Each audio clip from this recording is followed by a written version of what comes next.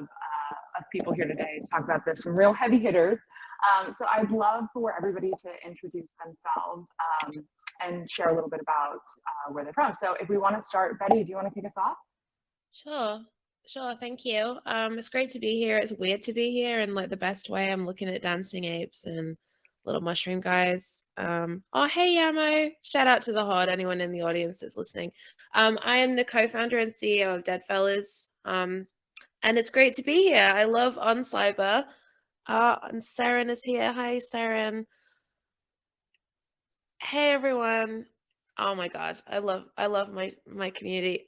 So yeah, I just want to say how happy I am to be here and how cool I think this is. I think that the accessibility level of this is really, really awesome, especially considering we have all of these conferences that are so expensive and you know not everyone can get to them. So yeah, really cool to be here. Thank you guys. Great, thanks, Betty. Okay, great. Richard, are you here? Do you want to give yourself a little intro? I believe you're. Hey, everyone. how's it going? Hello? Hi, yeah, we can hear you. Do you want to give a bit about yourself and Manifold and what you're building? Yeah, hey everyone. My name is Richard. I'm one of the co-founders of Manifold. Also one of the organizers of NOT.NYC alongside oncyber and AOTM. So glad everyone showed up and happy to see everyone here.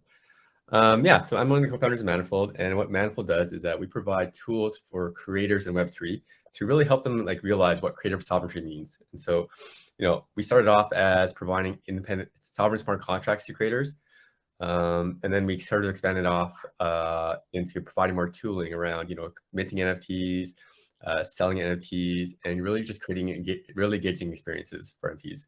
And so a lot of what we do is provide kind of no-code tools for creators to, you know, like leverage Web3 in their own way.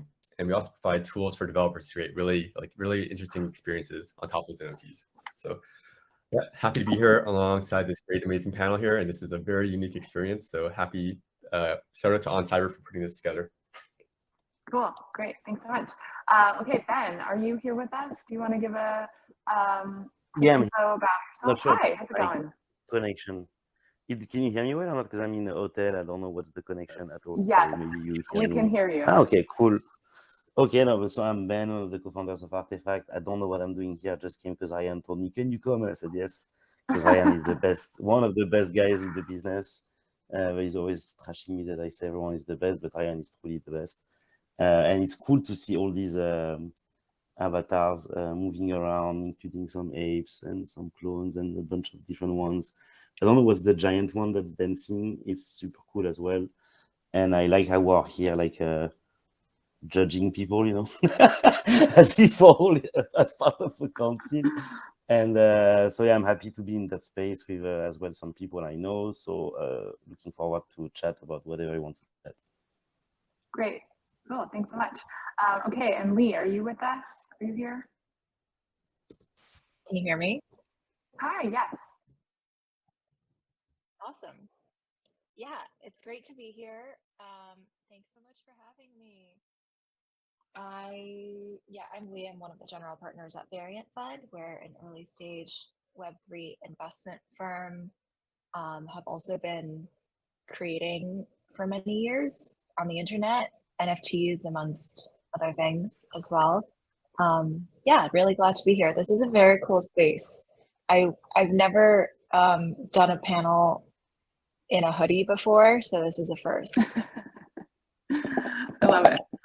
Okay, great. Well, super happy to be here with you all and would love to jump right in. So Betty, I'd love to start with you.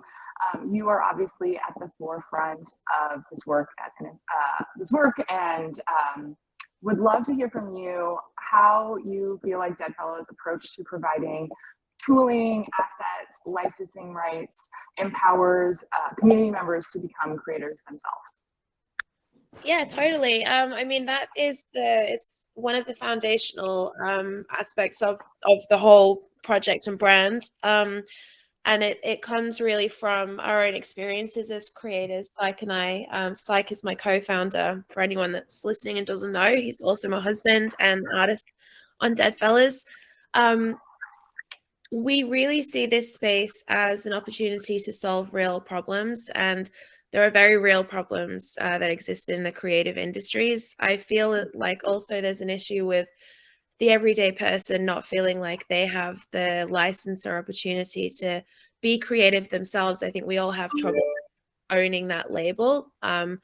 When you ask someone if they're an artist or a creative, sometimes they'll say, "Oh no, not me. I don't draw. I don't do this. I don't do that."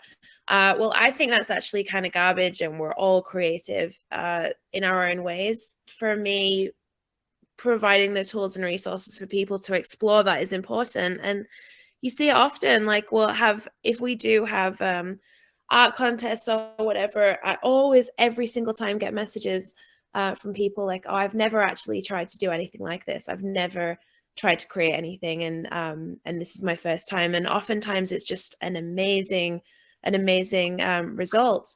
So when we look at applying that sort of thing to Web3, it's like, okay, so we're looking at builders like the people at oncyber, people at World Wide Web, like all of these different metaverse spaces for people to congregate and to come together. How do we facilitate people to explore that using the IP that they own through Deadfellaz? It is through developing all of these different iterations of Deadfellaz, getting that library as big as we can so that people really have the flexibility to see what they can create with the IP that they have. There's so much more to that. I mean, you know, there's people in our community that do amazing things, but the infrastructure and the framework isn't there to get proper support from the project, from the community, to amplify things, get connected with brands, get connected with, you know, whatever they need. And so that's what we're building right now, which is, it's really exciting, and I cannot wait. Cool, that's amazing. I'd love for you to just expand a little bit about, to bring it to life for the audience here. Could you share some of the projects that have come out of your community, like some examples of creators within your community and what they've built with the IP of Deadfellaz? Yeah, so there's people that have created like characters in their own worlds that they've made. So there's a project called Rumblers that is just so impressive to me. And there's a Deadfellaz character in that, which is awesome. It's like a stop motion type thing. There is a band called Paris, I believe it is, that has the Deadfellaz in it, Space Buns character in there. So cool. But then there's a lot of people that have just turned themselves into kind of, I guess, people within the community that people turn to for things. So people like Chanel in our community, everyone in Deadfellaz knows who Chanel is, because Chanel was creating derivatives for people just constantly every single day. And it turned into a thing. Chanel is widely loved now, but people do that always in the community as well. Saren, one of our mods, also does incredible derivatives. We've got Luma. Luma turned the derivative model into a whole like complementary project, which was really cool, and made like rooms for Deadfellaz that were in the background that you could use for your PFP. Dead Decor, which was so amazing as well. People just do cool stuff, and I'm excited to really encourage that more and more, and to be able to support it more and more, because I mean, these people are co-creating Deadfellaz with us, right? Like, as much as there is centralized leadership, like the community really do have reign on where they take it, and they're using that, and I think that's just so cool to see. Yeah, that's amazing. I think what's so interesting about what you're describing is this real sense of ownership that the community has, which is, I think, a requirement of the world that we are all talking about, where this, the creator economy is continuing to evolve and use the tools of Web3. That sense of ownership feels really important to that. And Lee, you just wrote a piece for the Harvard Business Review that really expands on this sense of ownership, really further into psychological attachment. I'd love for you to talk a little bit about how you think creators really engender a sense of psychological ownership amongst their holders. Yeah, I think Or It's 7 a.m. for Betty. She said, "You sure you want to ask questions like this?" We're going deep. We're going deep right away. Oh, our business review said that. What do you think, Betty, at 7 a.m.? Come on, Betty. I'm cheering for you, Betty. It's early. Oh, Ricky's here up at early. It was that question was for me, right? Or was that for That was Benoit? for Lee. That question was for Right, Lee. well, the Betty panel now. I'm sorry, guys. I'm muting Betty, myself. feel free to take it away. I'm muting myself. Okay. Yeah, I'm happy to talk about that. So as mentioned, I recently wrote this piece about psychological ownership. The TLDR is basically that crypto has introduced digital asset ownership to the internet. Previously, you couldn't really own anything on online platforms. And now we have ownership that's tracked via blockchains for the first time ever. But that's actually independent of a feeling of ownership among people. And when I say a feeling of ownership, I mean that kind of psychological or emotional attachment that you might feel towards different things that you own or different objects that you possess. And in the offline world, this feeling of ownership is actually independent of legal ownership. So people might feel a lot of ownership over things that they don't actually technically own, in fact. For instance, you might feel a sense of ownership over your local park or your local restaurant, or you feel ownership over your playlists or your social media profiles, when in actuality you don't own those things.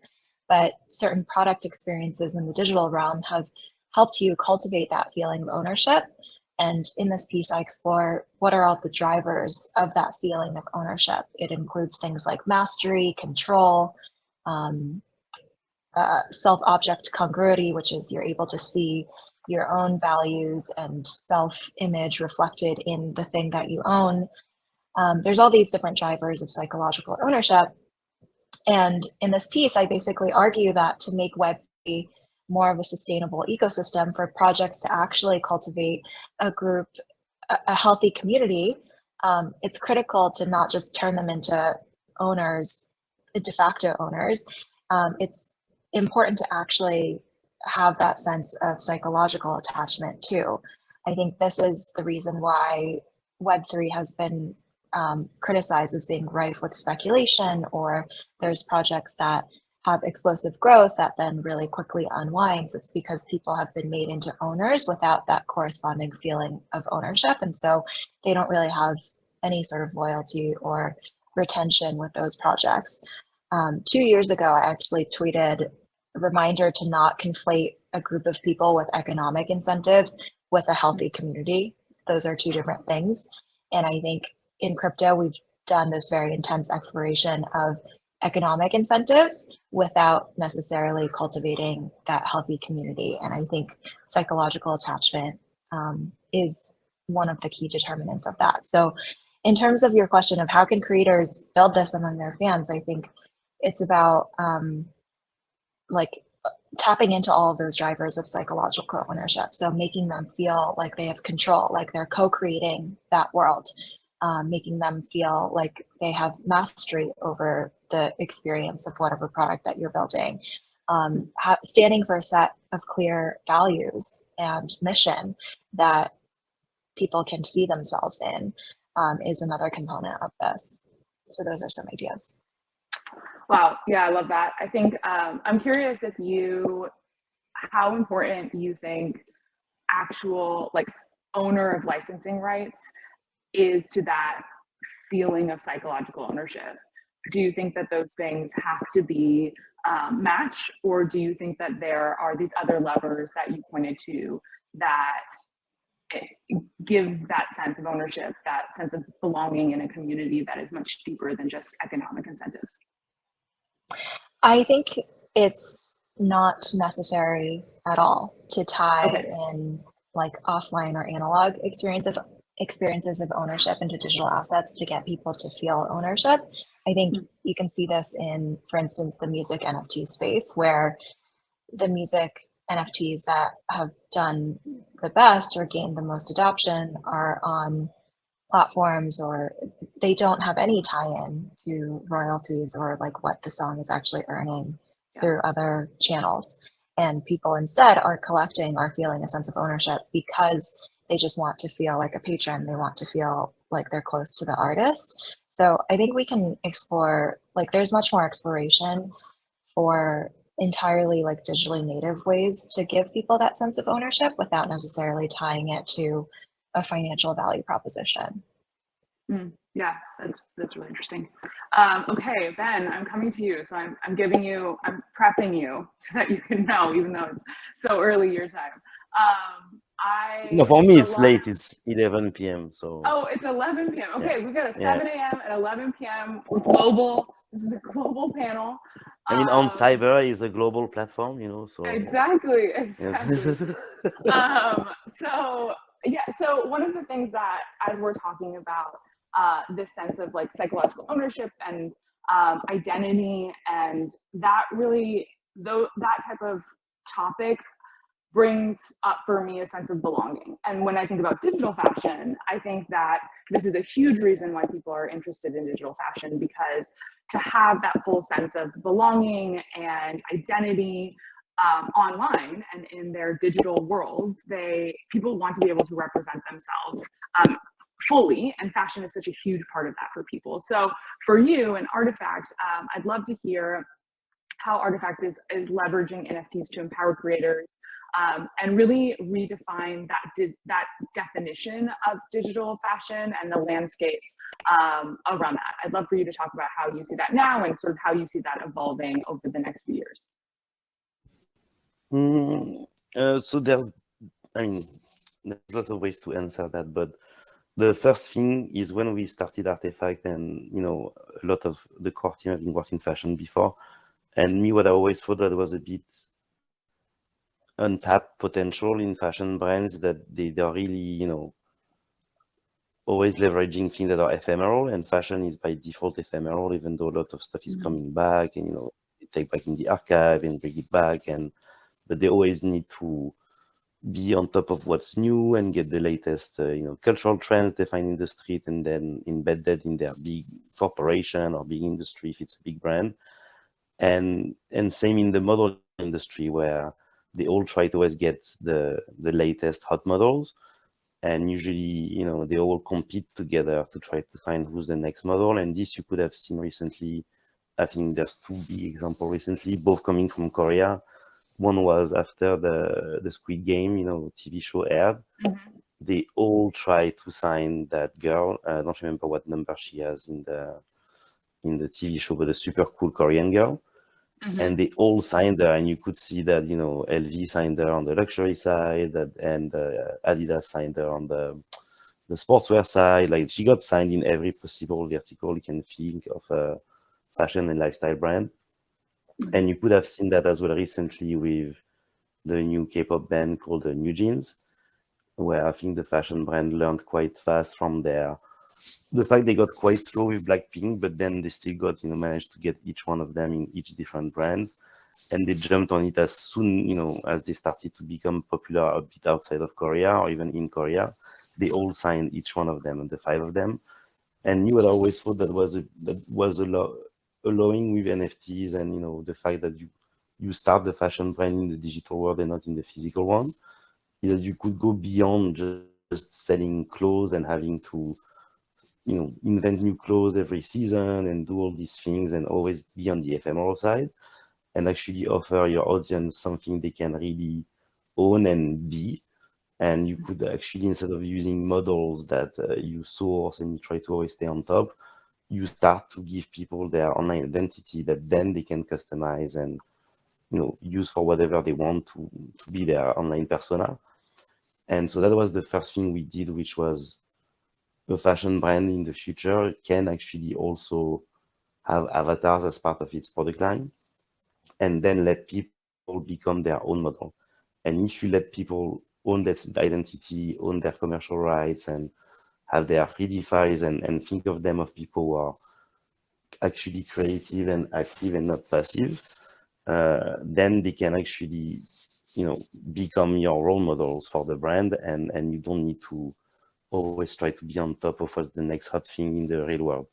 So that's the main thing I think we did, and that the community embraced very fast.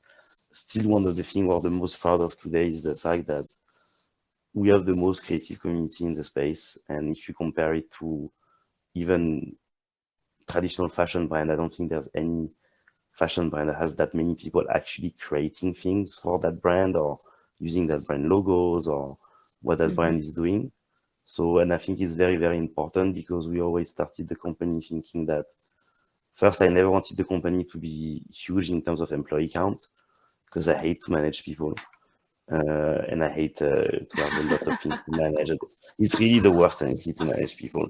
That's why we only take really good people and try to keep the team small, and only take people who are super good at what they do or super self-motivated and they can learn from the more senior ones. Always doing a mix of very junior and very senior, not many mid-levels.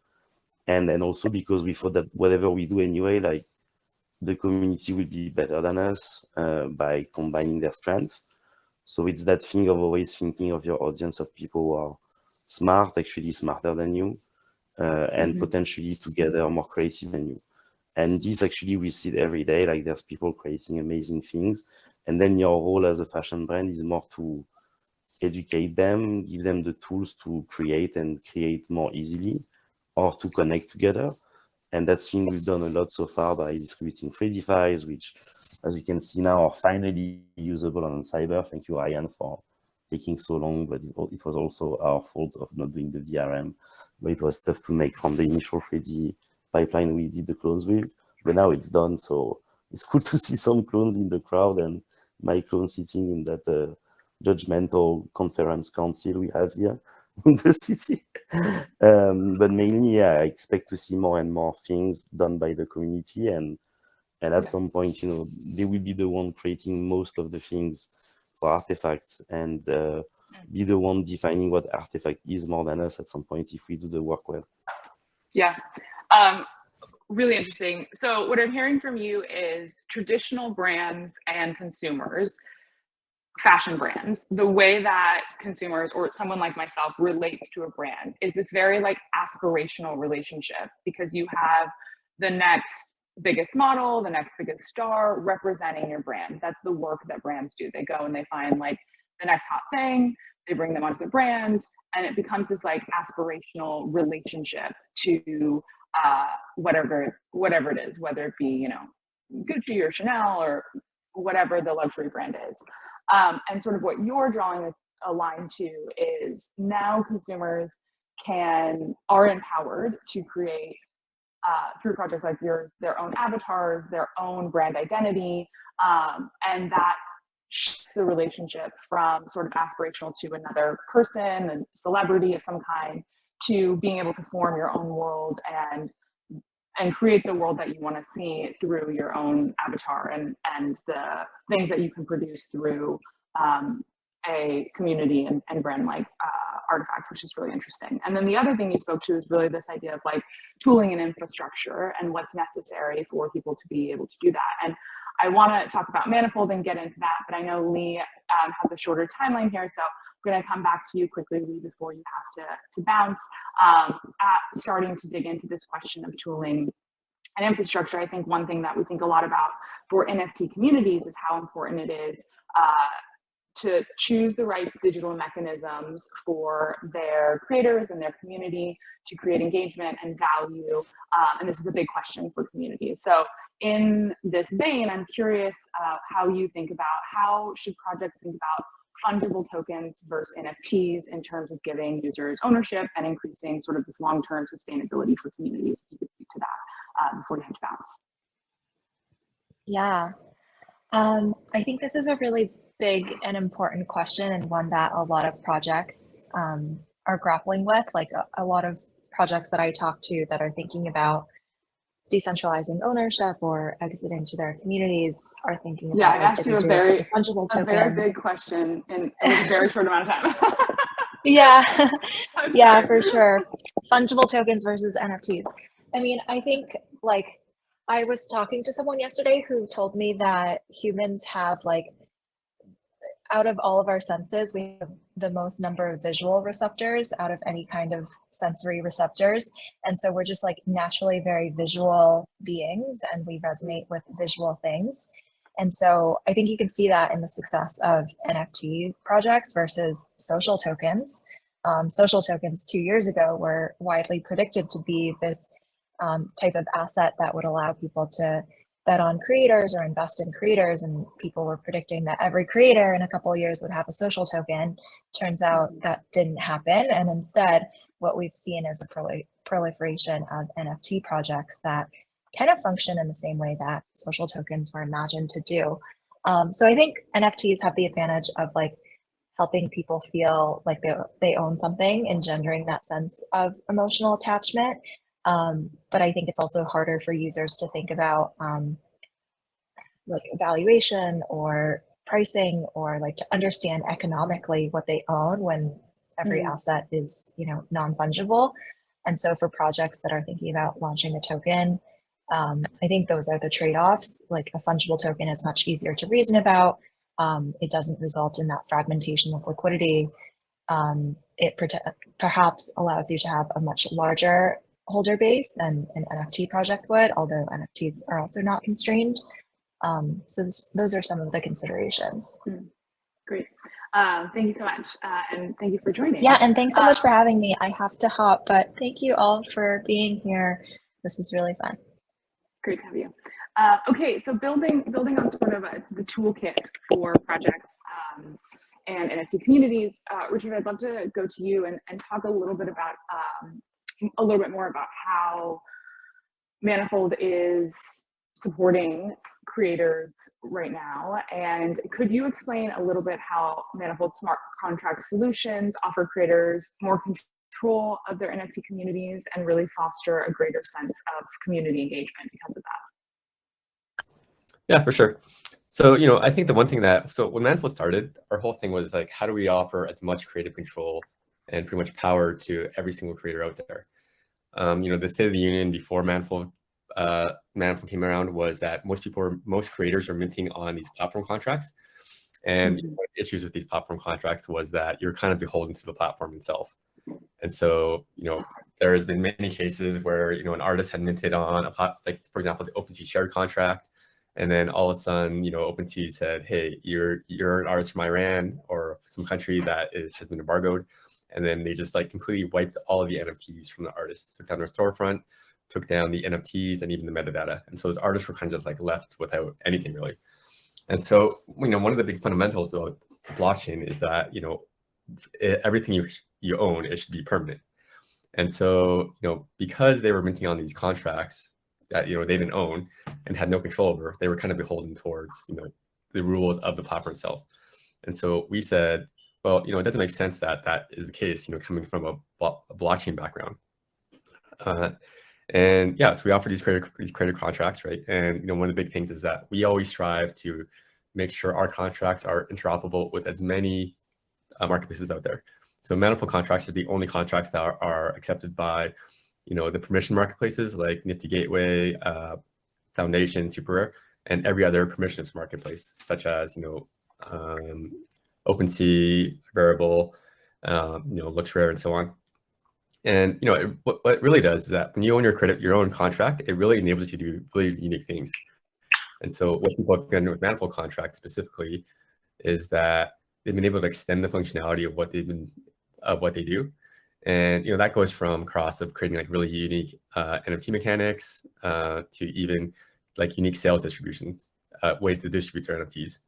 And so, you know, what we're trying to do at Manifold is just really provide as much tooling as possible for creatives in Web3 to really utilize the power of the blockchain itself.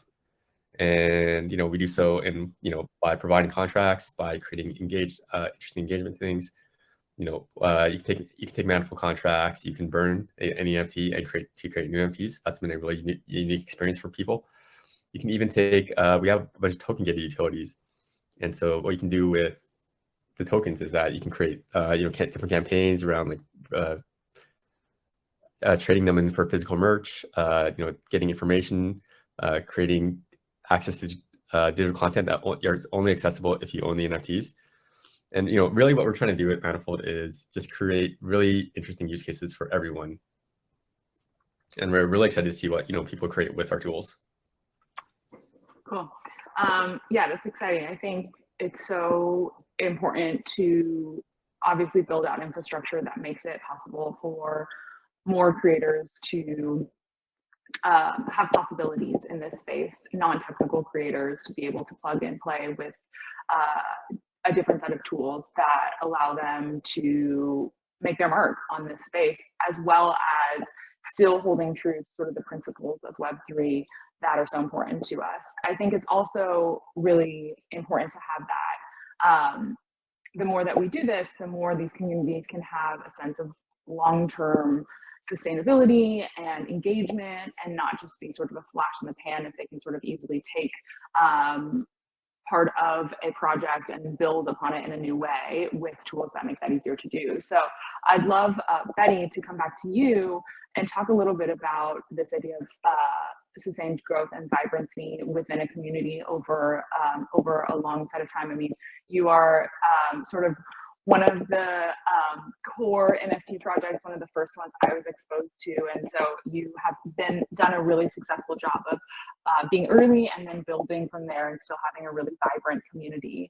And I'd love to hear about how you've done that. And I know at the beginning you were talking a little bit about tooling and what you're building in order to empower your community, but would love to hear about how you've been able to sustain growth and vibrancy and how you're planning to do that in the future.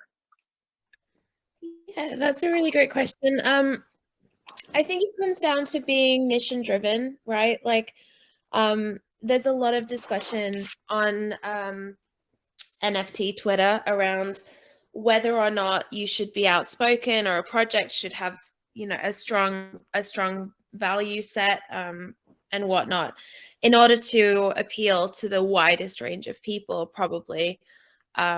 Probably that's true, but at the same time, when you're brand building and you're trying to solve problems in the real world, to have a strong mission and to have a strong value set that is kind of woven through the DNA of a brand and everything that it does, results in far more stronger connections within the community and from the community to the brand itself as well.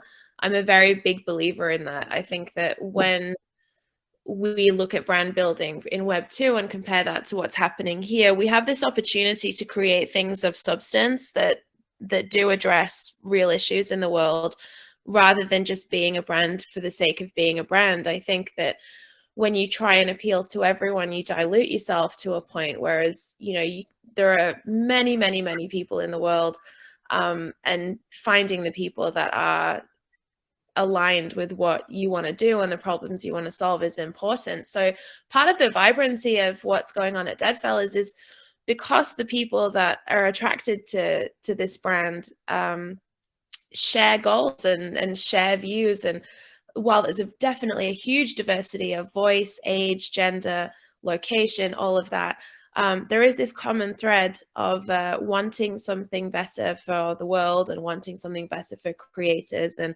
wanting to see innovation and push boundaries. And that is it's super cool. It's like this counterculture aspect that I just really hoped for when we started this whole thing.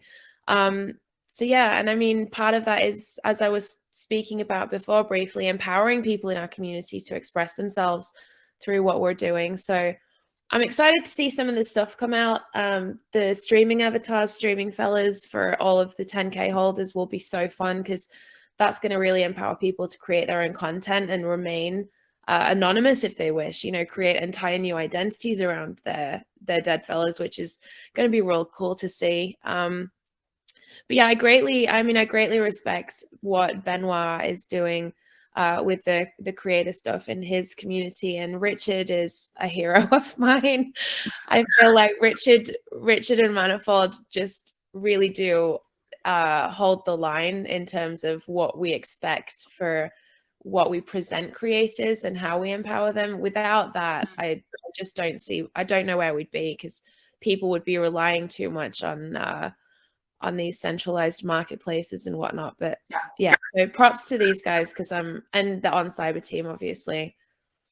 love the shout out. So yeah, I think what I'm hearing from you is that mission driven aspect is essential to having an engaged and vibrant community in the long term. And that is something that you have had to balance, sort of you have to balance against how do we grow sustainably while also holding true to our missions and value and sustain that mission while also widening our community. Yeah, and to be honest, that hasn't been that challenging because it isn't hard to find traditional brands that feel sick of building in the same space that they have been doing. So the collaborations that we've done with Web 2 brands have been really, really fun. And, you know, you think about, collaborating with a brand that's like a legacy brand, like Wrangler, for example, you would think that we would be the ones trying to convince them of all of this crazy stuff. Like, you guys, come on. No, it was actually the other way around. Like, they were the ones that were trying to push and push and push, which I just thought was so, so cool. So you're seeing this happen in real time as well, with a shift with brands towards this more innovative space. And that really pleases me a lot, because I think consumers are just over it, like sick of being sold to, sick of being co-creating these brands with no reward. You see that in the luxury space constantly. So it's a real pleasure to change that dynamic. And I think that is sustainable growth. You know, I mean, there's obviously aspects of brand building that need to be addressed that you can do well or not do well. There's hype and attention and all of that stuff that goes on. The speculative nature of brand building in Web3 is crazy to me.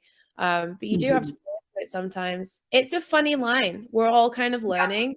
But yeah, I'm very pleased with how Deadfellaz is operating in this space. It makes me really quite proud of where we've come and where we started. Yeah, absolutely.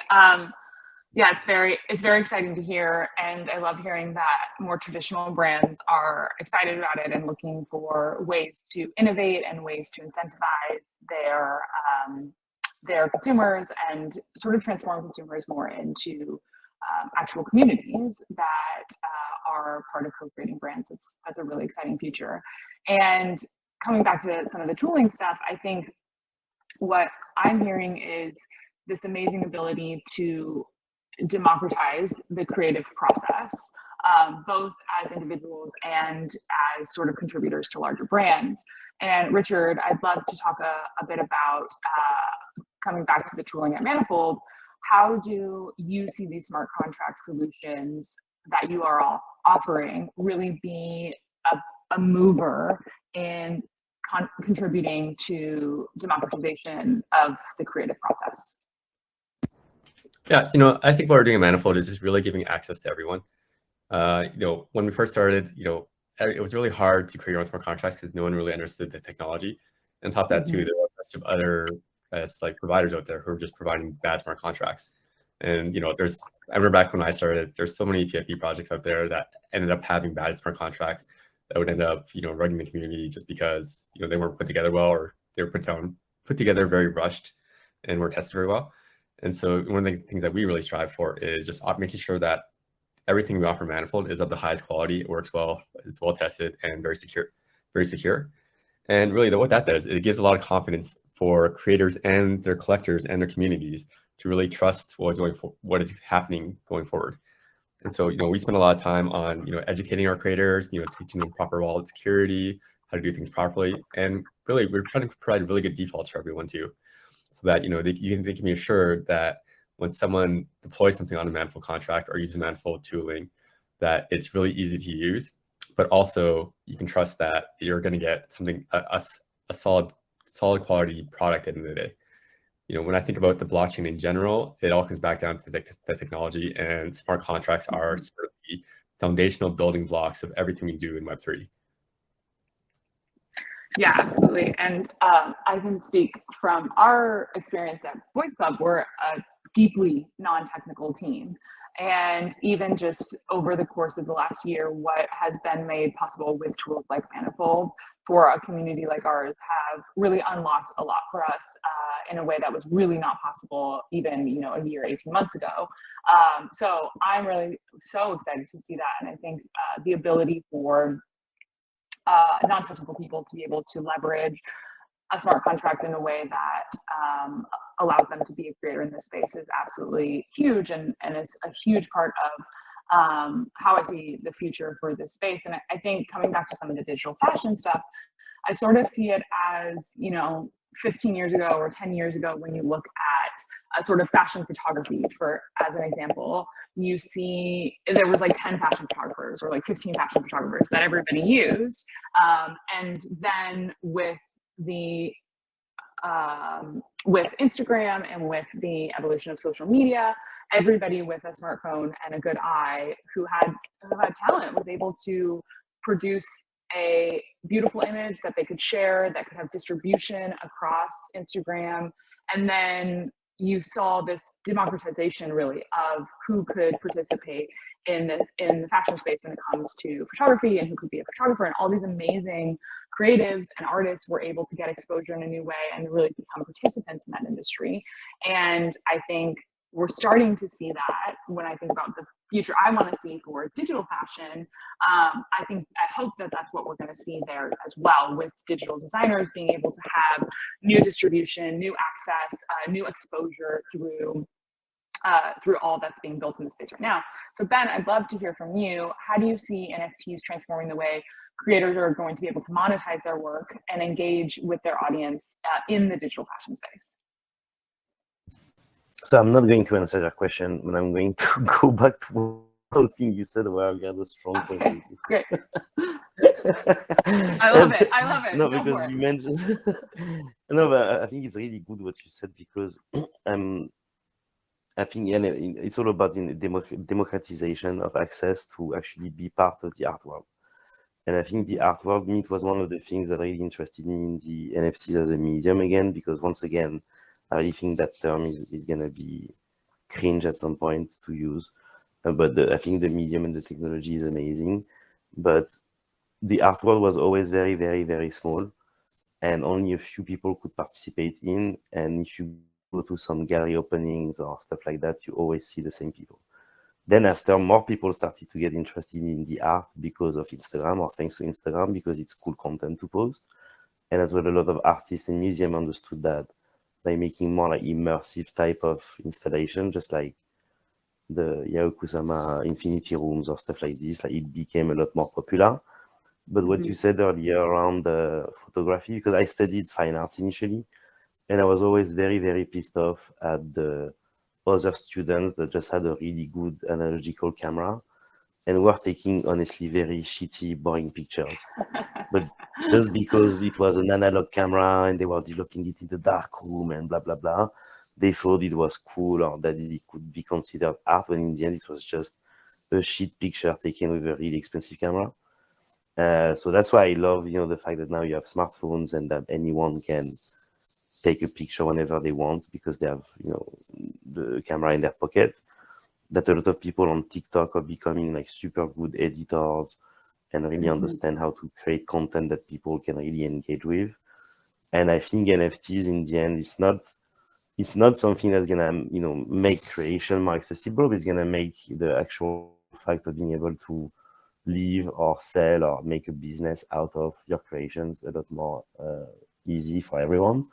And then that's why I'm so interested in tools like Blender for the 3D, which is on open source, or VR, I think is great to experiment stuff like that, but also to create 3D, because it's quite hard to create 3D in a 2D environment in 3D softwares. That's why I think anything related to AI is also very interesting, because it's going to give access to a lot more people to bring to life their imagination. So I think in general, there's a big two things happening at the same time, and there's a huge new ways of creating, and creative tools are becoming a lot more accessible, just like you mentioned, the analog camera versus the smartphone camera.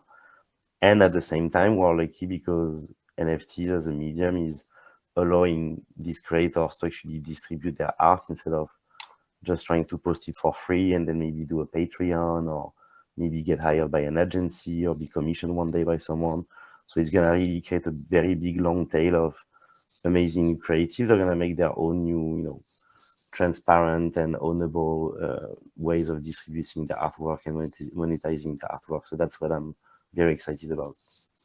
And I'm not excited about people who have an analog camera who think they're photographers because they have an analog camera.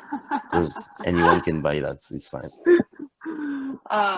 Yeah, that's exciting. Yeah, I love the way that you put that. That there's this the NFTs are a mechanism to monetize the sort of democratization that's maybe already happening or is happening through AI art, through our accessibility to iPhones or other ways to produce is a really great way of looking at it. Okay, we have 10 minutes left, so I'd love to get some audience questions and hear from those who are listening in. If you want to drop them in the chat for our panelists here, that would be amazing. I see a lot of chat, a lot of 420 talk, but would love a question or two for the audience if people have it, for the panelists if people have it. And while people are dropping those in, I'd love for each one of you to sort of talk about the roadmap that you have. I know a few of you have touched on it briefly, but I think, you know, obviously we're sort of in this bear market environment, but we're all building for the next bull run and thinking about where do we want to be and what do we want to have built when the next bull run comes. So would love to touch base with all of you about your roadmap, what you're building. Betty, I'd love to start with you. I know you were talking a bit about this, but would love to get into more detail of what's next for Deadfellaz. Yeah, totally. So immediately we have the release of the streaming fellas avatars, so people can stream, create content, be on Zoom, do their meetings, whatever you want, as their Deadfellaz, which is awesome. And different versions of Deadfellaz being released in different environments. We have a website refresh. We have our marketplace coming for all of our ecosystem. We have we have some really cool gaming stuff that's all I can say, but it's fun. Great. And then the creator economy, it's like the DAO structure is being built right now as well. So there's a lot coming. We've got some really sick media and entertainment stuff happening as well that I can't say anything else about, but yeah. The future is very exciting with Deadfellaz, and I'm having a great time.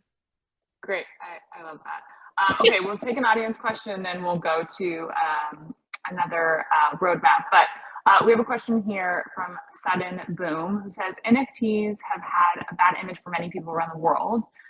How do you deal with countries, I believe, who are against this? Does it make a problem to find collaboration? Does it make it, I think what they're asking is, does it make it difficult to collaborate with specific brands? Would love to hear from any of you on how you feel like sort of the mainstream conversation around NFTs has shifted and how that's affected collaboration with more traditional brands. I will take this, and I'd love to hear from Benoit, obviously, because he's got a very, very unique experience with that. I think that it doesn't really affect us. And I know that sounds a bit silly, but the things going on behind the scenes and the brands that are involved in this space that people don't know about yet, there just doesn't seem to be the friction there. I think it's more convincing huge institutions like of the context and use case, and that's going to take people like us, all of us here today, building use case for people to be able to see like how and why this makes sense. What's the point? What is the problem that it's solving? You know, so that's kind of what I see. I'd love to hear that from what you think, Benoit. What I think about what? Sort of how you've combated the bad press, like the bad press, that their rhetoric that there is around NFTs around the world, how that shift, if that's affected your collaboration with brands that are more traditional. I mean, not really, because us were lucky because a lot of the conversation we have with brands is with people we actually know from before. It's personal network, and it's people who trust us personally more than the NFT space to start with. But for sure, the sentiment has changed though in the mainstream. I think because there was too much for too long, and the press talked about it too much and just talked about the money, and a lot of the main brands were like, okay, like, what the fuck is this thing? I don't understand. Like, what these guys giving us lessons around what's the future? And now they're quite happy to see that everything crashed, and in the end, it was just 40,000 people having a big party. And they're happy to go back to their day-to-day business, because most people, they don't like change. That's part of being a human being. Is the hardest thing. It's the thing you're the most, the unknown is what you're most afraid of. So I think a lot of brands are happy that in the end that change doesn't seem as big as it was said to be. And even though I believe it's still a fundamental change, but that's just gonna take a lot longer to actually have an impact on more people. And so I think the mindset changed, and the main brands are still keen to do things, unless you have, of course, like personal trust. It's people who either already made the team and committed, so either they have to fire these people, or they can't do it. And mainly those who didn't make a move, like the smart ones are still thinking about around the technology and how it can affect their business for the next 5 to 10 years. But doing something with a brand, just because most brands were driven by hype and FOMO, just like the space itself was a lot driven by hype and FOMO. So it's the same, it's replicating everywhere. So us, it's different because again, we have these personal things with them, but and we're owned now by a big brand, so it's also a special position there. But I think that it's a bit sad in a sense that also the space is not giving itself any favor towards this type of things by mainly sometimes on Twitter, like being driven by speculation. Or I'm in holidays these days, so I'm not following too much what's happening on Twitter, but I saw recently everyone went crazy and everyone happy again because there's the Pepe coin or something like that. And why are they happy? Is because they all speculate on a weird Pepe. I love Pepe as a character; it's very funny, I think. But everyone is suddenly positive because there's lots of money on a fake coin in an alternative universe, right? So all of this is not really helping if you want this to be considered seriously by these big brands. But also you don't need to, because I still really believe that a lot of the change and next big things are gonna made by people no one knows about, and by brands and groups of creators that are not massive, or no one doesn't exist yet. And I'm still a very, very big believer in this. But I think clearly, like, regarding normal brands, like those who didn't make the move, like they are like, okay, thank God we didn't make that move because the press is not talking about it anymore. And most of the ones who made move made it because of the press. And then there's those who are smart and really analyze that on a more long-term technological level and how it can really affect their business, in a big futuristic vision. These ones are still working and still doing really interesting stuff. But for the most of them, like now are like, okay, like NFT was a fad. That's why I think it's important that you don't use that term anymore. And I don't know if you saw, Nike did their release and we helped them and work on their thing, and they're not using the term NFT anywhere on the .swoosh release. Yeah, it's really interesting. Interesting, cool. Well, I love that perspective, and I think it's useful Always for interesting and maybe controversial, but interesting. I always try to be. Yeah, great. So You succeeded. You succeeded. I'm not all the time though. No, not that much, because you need to translate what I say after, apparently. So like, go ahead, because maybe I say a lot of bullshit and I don't realize. Okay, in our final minute here, I do want to hear first from Richard. What's on the roadmap? How are you staying dynamic in this ever-changing environment? And then we'll end with Ben for what's next for Artifact. So Richard, what's on the roadmap? Yeah, so I think one of the things that we're trying to do is we're trying to create like new innovative cases for NFTs. So one initiative we have going on right now is EIP 6551, it's really interesting. It's NFTs that can own other NFTs. And another interesting factor of these NFTs is that they can also deploy smart contracts and own smart contracts too. So you can think of what the implications of that are from a primitive perspective. And so we're really excited to get that out there and see what kind of use cases the creator community creates for those. On top of that too, we're always working on new and innovative mechanics that our creator community can leverage. And we're also working on just how to display NFTs very differently. So some of the stuff we're working on is, on cyber included, is how do we create like really dynamic NFTs that can be displayed in different environments, in world, off world, and in metaverses. And Cool. yeah, excited to see what people create once you kind of release these tools. Super, super exciting. Okay, Ben, what's on the roadmap for Artifact? It's really, really, really cool. And I love how they've been building since day one and keep on building without talking too much. But the stuff they're doing is really major, I think. And so what's your question, a roadmap? Yes, what's next for you guys? We not talking about roadmap anymore. That's so 2021, honestly. Oh, You okay, I'm can't so talk sorry. about it. Sorry. No, I'm joking. I mean, as usual, we have a lot of next thing up next, of course, is the Air Force ones we've been teasing. And they're releasing physically, because again, we still do some physical things. I think it's still very important. Plus, no one else can do these shoes, so like they're really, really, really crazy. We're doing that event with Takashi in like 9 days in Tokyo. We're gonna reveal more about the Animus project and showcase a lot of really cool things and make a proper experiential event mixing digital and physical in Tokyo. Tokyo is cooler than NFT NYC, I think. So I'm happy we do this and not anything at NFT NYC. What else? And then, we continue. I don't know, people so recently, we finally released a dedicated website for the creators. We're working a lot on, continuing to feature some. Now it's really easy for us with that website to update it. And the creator mods are actually, managing it. So it's great. More things on the 3D files. More things on how you can combine again around identity, like AI with these 3D characters, and how you can give more and more ways for people to continue to express themselves and be creative with their digital identities. It's stuff we always work on. So there's no precise roadmap for me, to explain to you right now, but we're always working, always thinking about the future, and whatever the market is conditions, we're busy. Yeah, great. Well, thank you all so much. This was such an enlightening panel and a great group of people who are building really the future of what this space is going to look like. So thank you so much to Betty and Richard and Ben and Lee. That the whole event, I thought you were calling me Benny. Benny? Oh, we're just I was good like, friends. We're Benny. I was like, how?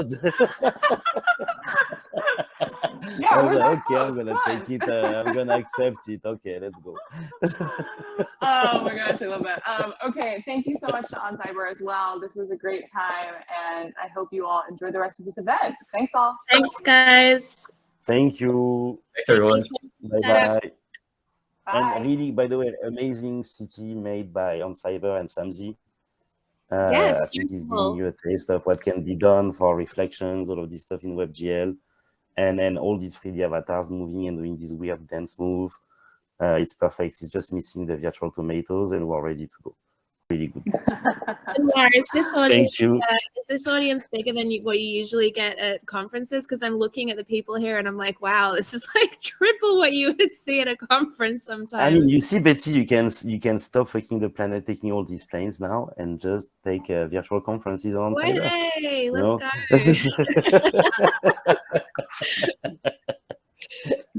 Thank you, everyone. It was cool. Bye, See you y'all. later. Yeah. Bye bye.